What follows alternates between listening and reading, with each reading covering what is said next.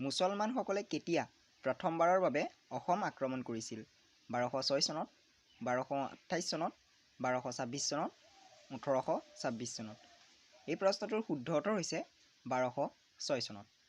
আমাৰ নেক্সট কুৱেশ্যনটো হৈছে কিমান চনত কমতা ৰাজ্য কোচবিহাৰ আৰু কোচহাজো নামেৰে দুভাগত ভাগ কৰা হৈছিল? 1581 চনত, 1568 চনত, 1515 চনত, 1601 চনত। এই প্ৰশ্নটোৰ শুদ্ধ উত্তৰ হৈছে 1581 চনত। আমাৰ নেক্সট কুৱেশ্যনটো হৈছে পৌৰাণিক তথ্য মতে অসমৰ কোনজন ৰজাই মহাভাৰতৰ যুদ্ধত অংশগ্ৰহণ কৰিছিল? ভগদত্ত, বাণৰজা, নৰকাসুৰ, শিশুপাল। এই প্ৰশ্নটোৰ শুদ্ধ উত্তৰ হৈছে ভগদত্ত। আমাৰ নেক্সট কুৱেশ্যনটো হৈছে প্ৰাচীন কামৰূপ ৰাজ্যৰ অংশ নোহোৱা বৰ্তমানৰ দেশ হ'ল নেপাল, ভূটান, বাংলাদেশ, ম্যানমাৰ। এই প্ৰশ্নটোৰ শুদ্ধ উত্তৰ হৈছে নেপাল। আমাৰ নেক্সট কুৱেশ্যনটো হৈছে কোনখন পুৰাণৰ মতে কামদেৱৰ পৰা কামৰূপ নামৰ উৎপত্তি হৈছিল? কালিকা পুৰাণ, গৰুড় পুৰাণ, বিষ্ণু পুৰাণ, কুৰ্ম পুৰাণ।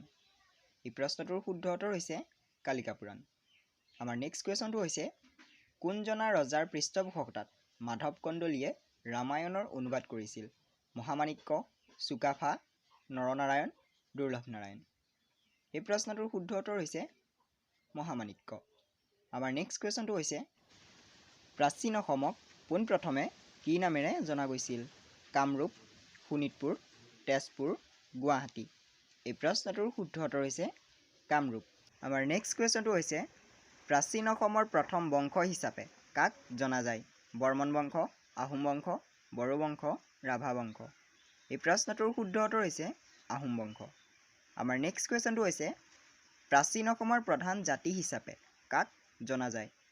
বড়োসকল, ৰাভাসকল, আহোমসকল, কোচ ৰাজবংশীসকল। এই প্ৰশ্নটোৰ শুদ্ধ উত্তৰ হৈছে আহোমসকল।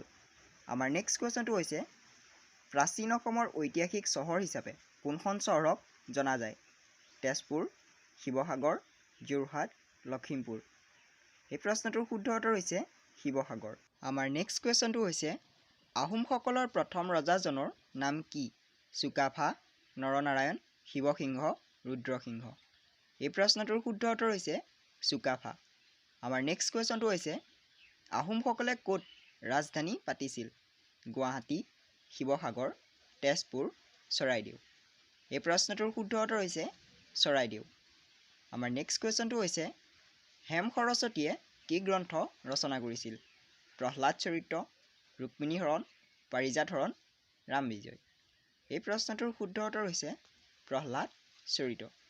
আমাৰ নেক্সট কুৱেশ্যনটো হৈছে কোনজন পণ্ডিতে দুৰ্লভ নাৰায়ণক এজন শ্ৰেষ্ঠ ৰজা বুলি উল্লেখ কৰিছিল?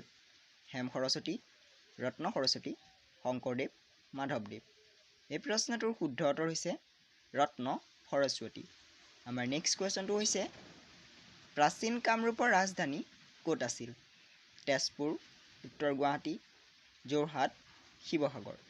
এই প্ৰশ্নটোৰ শুদ্ধ উত্তৰ হৈছে উত্তৰ গুৱাহাটী।